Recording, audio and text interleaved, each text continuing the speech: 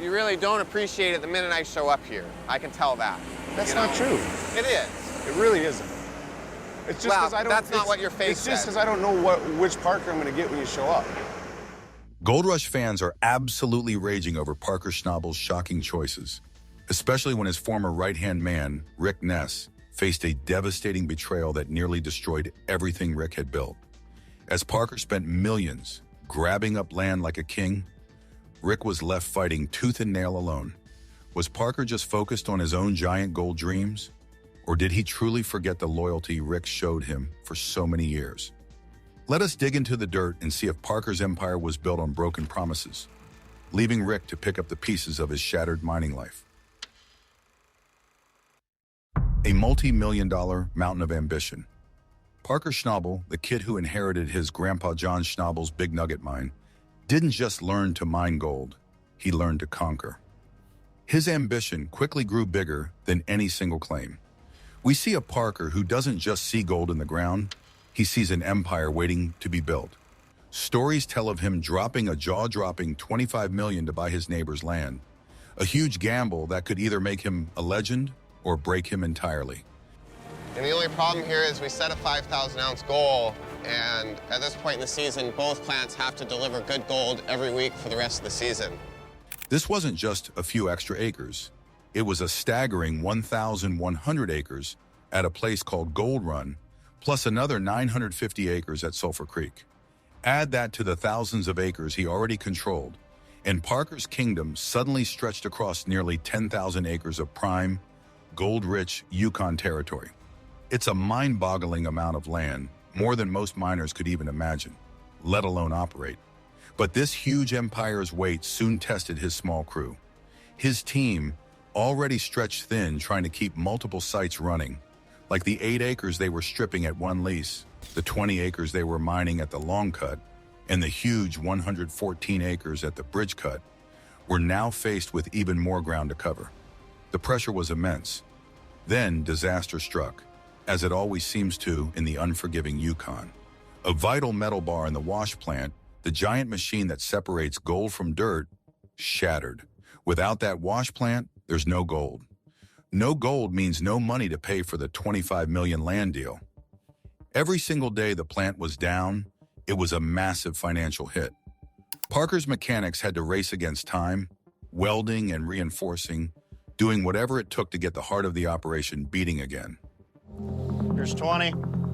20 to there. You got 40. We're at 40 feet here, and at 52 feet, we need to be 16 feet wide, and Doomit needs to be able to do cleanups. But Parker's vision went beyond just buying more land to sluice. He made another shocking move, securing a royalty deal with Metallic Minerals Corporation for over 8 kilometers of untouched ground at Australia Creek in the legendary Klondike Gold District. This was smart. Instead of paying a fortune up front to buy the land, he agreed to give Metallic Minerals a share of the gold he pulled out. This land hadn't been mined for decades because it was used as a water source for old-time dredging operations. Now, with modern tech, Parker was sitting on a potential jackpot. He committed to spending at least $1 million a year mining it, and the early results were stunning. One weigh-in from Sulphur Creek alone yielded over 140 ounces of gold in just 2 days, almost double what his disappointing bridge cut produced in a week. This single haul nearly paid for that piece of land. The gamble was working. Parker, however, wasn't just thinking about gold anymore. He saw the future. He realized the land at Sulphur Creek held more than just shiny yellow metal. It was rich in other valuable minerals, the kind used in electric cars, smartphones, and all sorts of futuristic gadgets. While other miners were only focused on gold, Parker was thinking bigger. Lithium, copper, rare earth minerals. I'm pretty irritated that Big Red's not doing over 100 ounces a week. Right now we're a long ways from 5,000 ounces, and that's expected this time of year, but the problem is we're not on track for it. He started teaming up with companies that knew how to get these other resources out of the ground.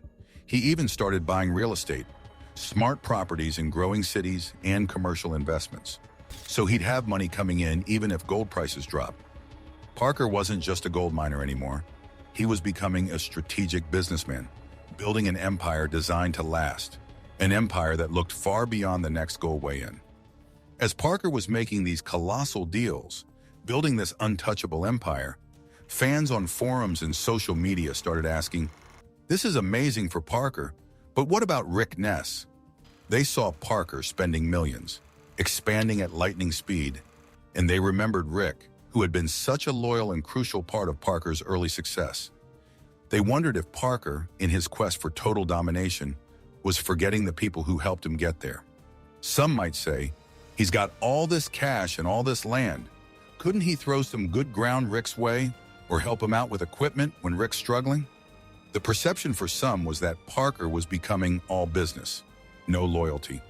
From Parker's sidekick to a hard road of his own. Now let's look at Rick Ness. His story is one of hard knocks, big dreams, and a whole lot of heart. Born on March 5, 1981 in Escanaba, Michigan, Rick grew up in a blue-collar family that ran a construction company.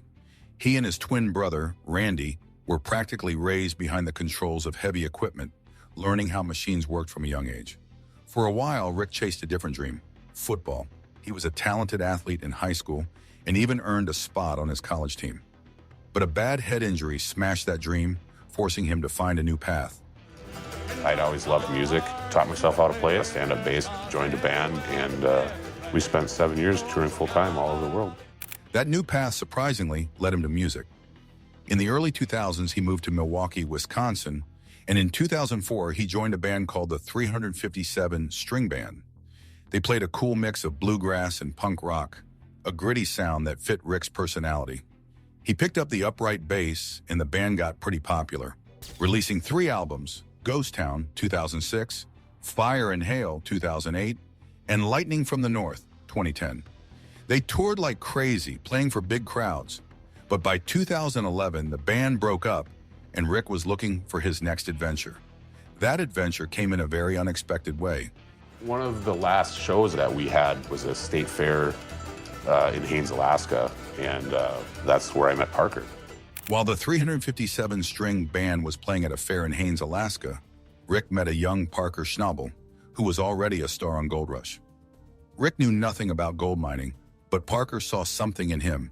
Maybe that construction background, that toughness, that willingness to work hard. 9 months later, Parker offered Rick a job on his crew. Rick joined Parker in Season 3 of Gold Rush. He learned fast, and his skills with heavy machinery made him a valuable asset. By Season 5, he was Parker's foreman, his right-hand man, overseeing operations and keeping the team on track for 6 whole seasons. But Rick had his own dreams of running a mine. In Season 9, he finally took the plunge and went out on his own. It was a huge risk, but he smashed his first season goal of 1,000 ounces, pulling in an amazing 105 ounces of gold, worth over $1 million. He proved he could do it. In Season 12, he faced huge pressure when a landowner demanded he double his gold production or lose his claim.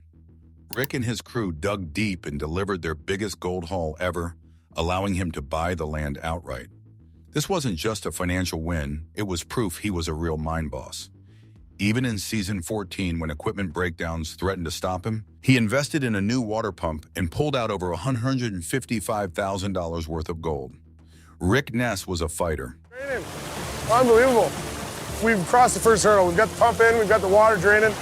Hopefully within 4 days here, we're trucking pay out of it. We're this much closer to the gold right now, that's all I can say. But Rick's journey was also hit with a truly devastating blow, a betrayal that shook him to his core.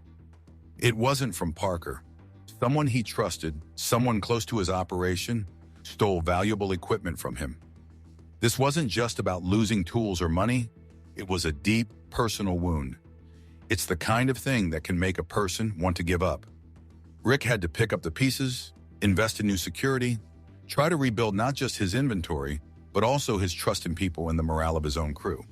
He had to face skeptics in the community, all while trying to get his mine back on track. This is where the fan fury really ignites online. They see Rick Ness, a guy they've watched grow from a greenhorn to a mine boss, dealing with this soul-crushing betrayal and the immense struggle to rebuild. And then they see Parker Schnabel, his former boss, and someone he worked tirelessly for, making $25 million land deals and talking about diversifying into rare earth minerals. The contrast is jarring. Fans on forums and social media started asking loud questions. Where was Parker when Rick was going through hell? Did Parker offer any help, any equipment, any good ground to his old friend and foreman? The silence, or at least the lack of any public show of support from Parker to Rick during this incredibly tough time, was deafening to many viewers. They felt that Parker, with his new mega wealth and vast resources, could have easily thrown Rick a lifeline. His perceived inaction felt cold, like he had forgotten the loyalty Rick had shown him for 6 seasons. This is often the core of the fury, a feeling that Parker abandoned Rick, or at best didn't care enough to help when Rick truly needed it. You're acting like a toddler, Rick. You are making an enemy out of me. It's not what I intended. Another layer to the fan frustration comes from watching Parker's own leadership style with his crew. We learn of a grueling season where Parker's unyielding ambition pushed his own team to the absolute brink. He insisted on working through freezing conditions for endless hours, despite constant mechanical failures. The pressure was so intense that one of his crew members actually collapsed on site from sheer exhaustion. A shocking moment that forced Parker to reevaluate his methods. He started to implement changes, adjust work schedules, and encourage more rest. Fans see this and connect the dots. If Parker could push his own crew that hard for his own goals, how much empathy would he truly have for Rick's independent struggles? The narrative becomes Parker is a relentless workaholic focused solely on his own bottom line, even at the expense of his crew's well-being.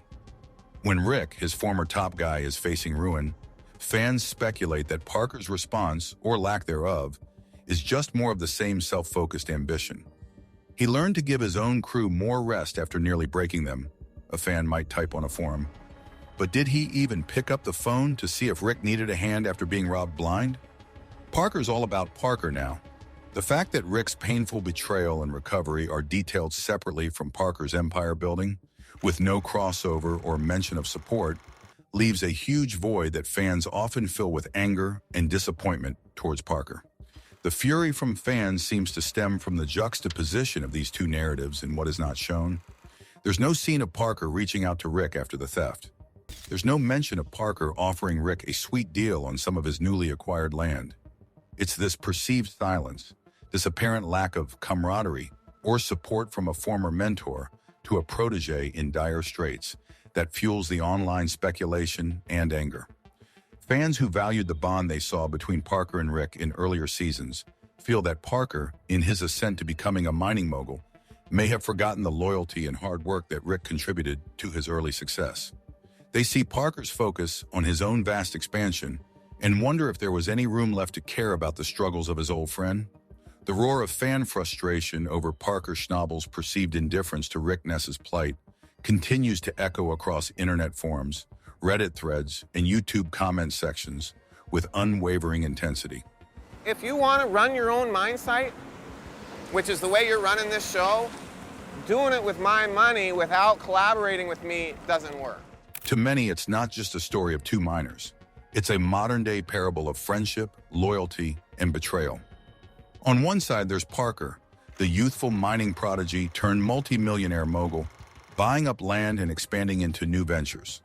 On the other, Rick, his former right-hand man, struggling with personal demons, financial collapse, and the crushing weight of betrayal from within his own crew. It's the kind of stark contrast that reality television lives for, but also the kind that can blur fact and fiction for loyal viewers. To understand this firestorm, you have to zoom out and examine what Gold Rush really is, a carefully constructed narrative machine. Since its debut in 2010, the show has drawn in millions by blending the unforgiving nature of Klondike gold mining with the raw emotions of real people in extreme circumstances. But make no mistake, while the dirt and danger are very real, the show is sculpted, refined, and edited to keep viewers emotionally hooked. At its heart, Gold Rush thrives on a predictable but effective formula. Each season introduces several mining crews, each led by a distinct personality like Tony Beats, Fred Lewis, Rick Ness, or Parker Schnabel. There's a season-long objective: beat last year's gold total. But it's the weekly crises that fuel the narrative engine. Equipment breakdowns, heated arguments, staff walkouts, weather delays, gold weigh-ins. These elements aren't just part of the job, they're the storytelling heartbeat. They create stakes, victories, and cliffhangers. you got to take care of family, right? It's an important one because if that treatment didn't work, there's no surgery options available. So I don't know what that's going to mean yet. The viewer is never just watching mining, they're watching survival. So when Rick Ness's season 14 storyline centers around betrayal by a longtime employee and his attempt to rebuild from rock bottom, fans are naturally drawn in. It's raw, it's emotional. And when there's little mention or visible support from Parker Schnabel, it feels like a glaring silence. The show's editors lean into that gap. Rick is shown isolated, reeling from setbacks. Parker, meanwhile, is making big moves, cutting deals, and pushing his crew harder than ever. The contrast writes itself, and for some fans, that contrast feels like a cold shoulder. A betrayal not just of friendship, but of legacy. But is it really that simple? Reality TV is never the full reality. Dozens of hours of footage are condensed into tidy 43-minute episodes.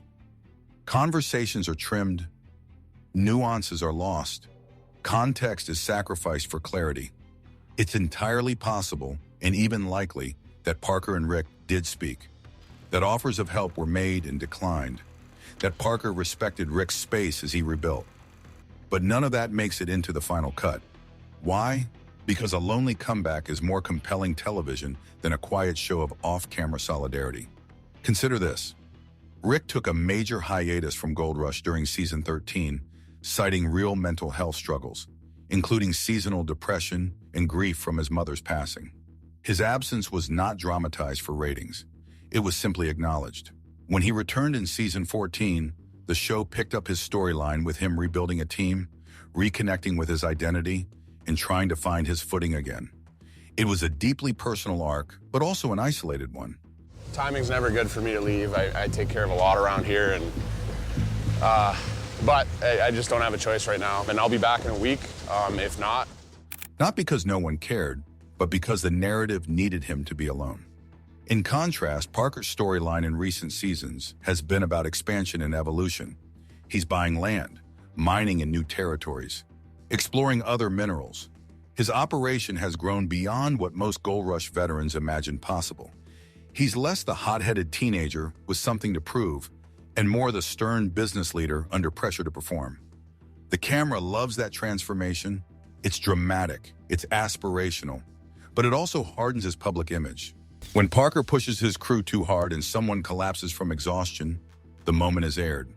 When he steps back and reflects, changes his strategy, or shows concern, it may not make the cut.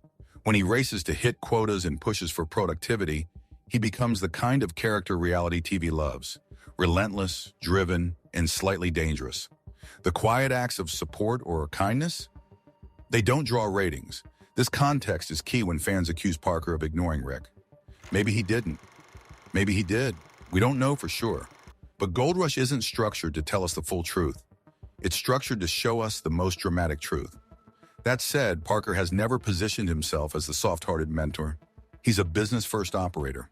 He said as much on camera, in interviews, and in interactions with his team. His friendship with Rick was always built within the framework of high-pressure mining. And while there was camaraderie, there was also hierarchy and competition. Once Rick stepped out on his own, their paths diverged. That's not betrayal, it's business. But when one man is visibly suffering and the other is thriving, the optics sting. Fans fill in the gaps. They create the emotional bridges the show doesn't build. And in doing so, they sometimes craft narratives more intense than reality itself. They see Rick as the fallen hero, Parker as the cold mogul.